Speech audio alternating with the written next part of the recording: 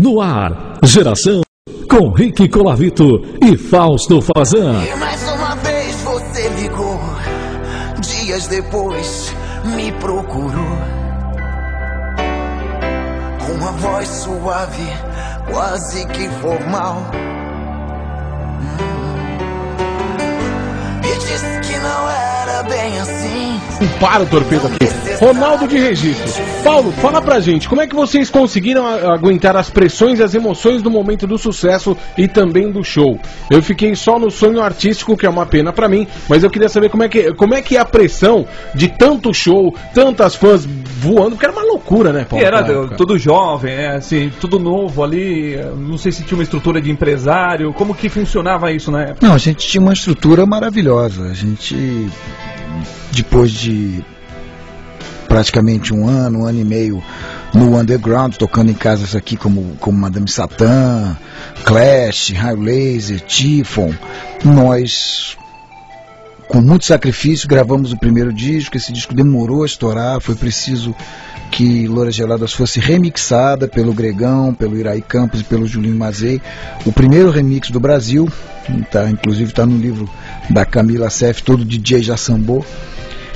Aí, então, depois de 9 meses de lançado o compacto, né? Na época ainda havia o compacto, foi a última leva de compactos antes do compacto ser extinto no Brasil, é que a música foi estourar. Então, de certa forma, quando a gente chega no segundo sucesso, no segundo single, que foi Rádio Pirata, a gente recebe um telefonema do empresário, um grande empresário que trabalhava com todo mundo, com o Roberto, com o Caetano, com o Gal, com o Ney, Manuel Poladian. E tivemos então toda a estrutura do mundo, inclusive até foi uma ideia do Poladian, uma coisa totalmente high-tech, nova na época, que era o Raio Laser. Tivemos Cacife para chamar o Ney Mato Grosso para dirigir o show. Aquele canhão de luz é sensacional, né? Então nós tínhamos tudo do melhor. E a coisa foi crescendo e nós tínhamos condição de crescer junto com aquilo. Éramos todos muito jovens, eu tinha 22 anos, então cheio de energia, de saúde, e estávamos obviamente trabalhando muito, diariamente, todo dia, 5, 6 shows por semana. Dormia no norte e acordava no sul, né? Tranquilamente, quando dormia. Mas estávamos muito felizes, realizando o sonho das nossas vidas, então eu acho que a gente estava tendo um retorno muito maior do que o esperado, e isso fazia com que a gente tivesse muito prazer em fazer o que a gente está fazendo. Nós estávamos naquele ponto, ensaiando aquele repertório há mais de 2 anos. Eram 2 anos de ensaios exaustivos de 6, 8 horas. Era uma banda, como a gente costuma dizer, tight, uma banda muito bem ensaiada. Você pode perceber isso no VHS ou no DVD do show Rádio Pirata ao Vivo, que saiu agora na caixa. É incrível, a gente se comunicava telepaticamente e a gente absorvia muita energia da galera. Então, por mais cansado que a gente tivesse, chegava ali na hora do show, era aquela coisa de ginásios, estádios lotados, a gente estava muito bem. E a gente, de certa forma, via aquilo tudo acontecer de dentro de uma nave espacial e não tinha tempo, né, para assimilar. Mas a gente sentiu a pressão quando terminou a turnê e havia então aquela coisa toda em volta, e como dar sequência àquela expectativa toda. Tivemos a pretensão de montar nosso próprio selo, uma coisa que nos exauriu bastante. E também foi uma novidade, né? Vocês mesmo se produzirem, se lançarem, se gravarem. Na verdade nós tínhamos contrato com a CBS, que depois virou Sony Music. Nós não poderíamos lançar os nossos discos, mas nós tínhamos vontade de ter um selo para lançar bandas que as grandes gravadoras não se interessavam, bandas mais ousadas, a chamada coisa indie, né? Que lá fora é tão normal, tão comum, e que aqui dentro é um segmento muito sofrido, não rola. Porém, nenhum de nós tinha essa faceta. Enfim, se a Apple dos Beatles não deu certo, não seria o nosso Revoluções Discos. Poderia dar, né? Poderia dar, mas são... Aliás, com esse selo foi o disco do RPM cantando com Milton, não é isso? Não, foi CBS, mas foi nessa época. O disco que saiu desse selo, o único disco que saiu, é um disco da banda do Ciro Pessoa, que foi membro fundador dos Titãs. Ele é coautor de Sonífera Ilha, e chamado Cabine C, é o nome da banda.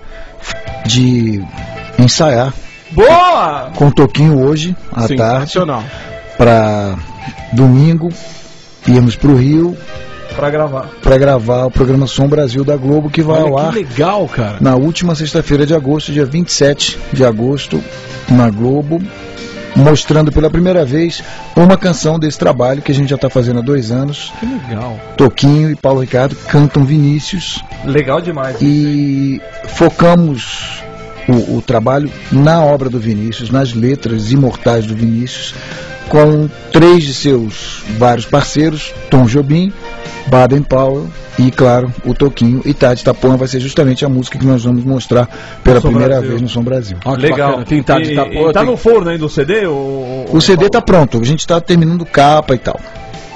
Porque esse CD promete. Bom, nós temos uma surpresa para os fãs da boa música, que é uma canção inédita, a única canção inédita, não ainda gravada, não lançada em nenhum disco de Toquinho e Vinícius, que se chama Romeu e Julieta. É uma música muito triste, mais ou menos quase que uma despedida do Vinícius. Olha só. E que quando o Vinícius morreu em 80, essa letra foi perdida. Quando eu comecei a definir o repertório desse trabalho com o Toquinho, ele me mostrou a música, mas ele não se lembrava da letra, ninguém tinha essa letra.